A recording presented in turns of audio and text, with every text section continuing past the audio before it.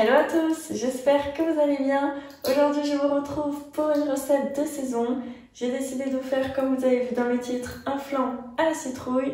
Donc bien évidemment on est en novembre, l'automne, et pour moi c'est synonyme de citrouille.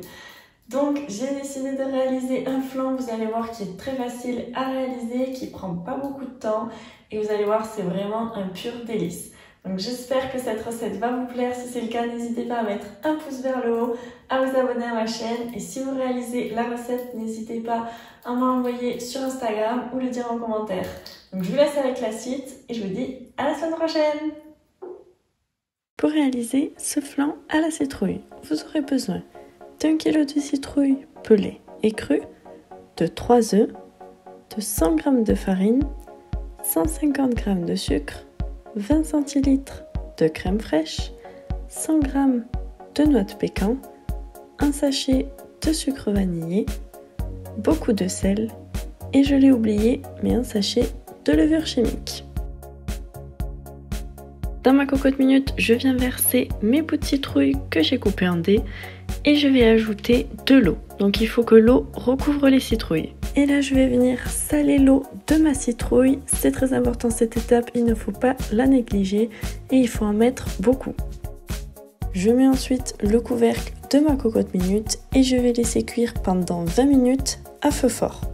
Bien évidemment, pas de panique, si vous n'avez pas de cocotte minute, vous pouvez faire ça dans une casserole. Donc vous mettez de l'eau à bouillir, vous ajoutez votre citrouille et ensuite là par contre vous laissez cuire de 45 minutes à 1 heure. Donc c'est beaucoup plus long.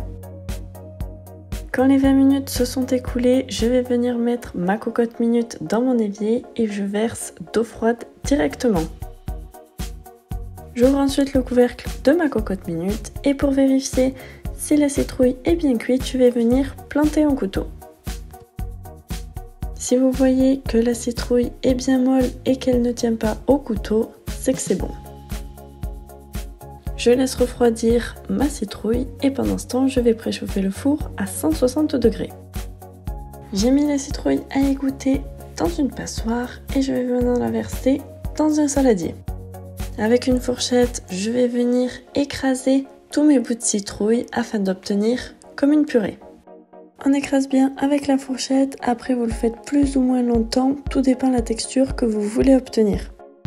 Si vous aimez avec les morceaux, bien évidemment vous écrasez moins longtemps, mais par contre si vous voulez un résultat bien plus lisse, vous écrasez et vous pouvez même mixer à la fin.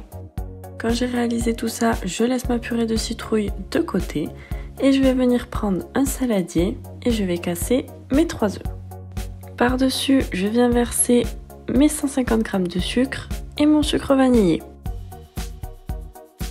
Je viens fouetter le mélange et j'essaie d'obtenir une consistance assez mousseuse.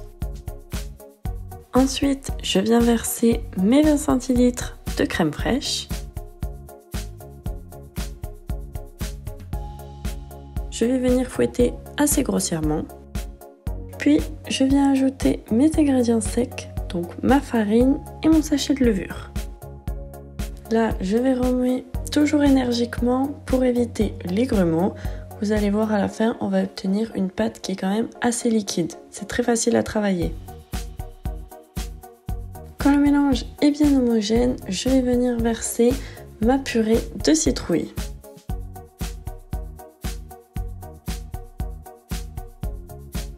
Donc je fais la même chose, je remélange grossièrement pour que la citrouille s'intègre bien au reste de ma préparation.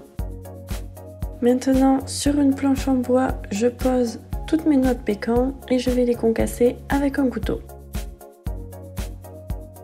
Je fais ça plus ou moins grossièrement, histoire d'avoir des tailles différentes.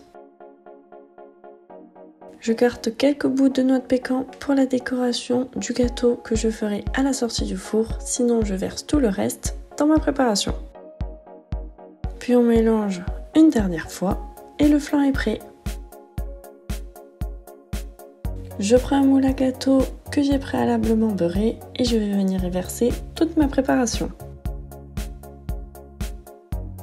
Puis je peux l'enfourner pendant 1 heure à 160 degrés.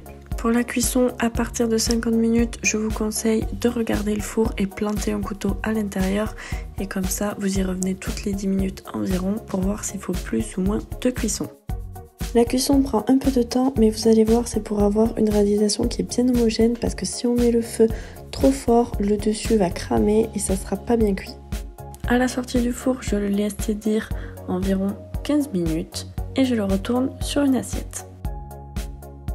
Pour amener un petit peu de couleur avec une passoire, je suis venue tamiser du sucre glace sur le dessus. Et bien évidemment, comme j'avais gardé des noix de pécan, j'en ai parsemé sur tout le dessus du gâteau.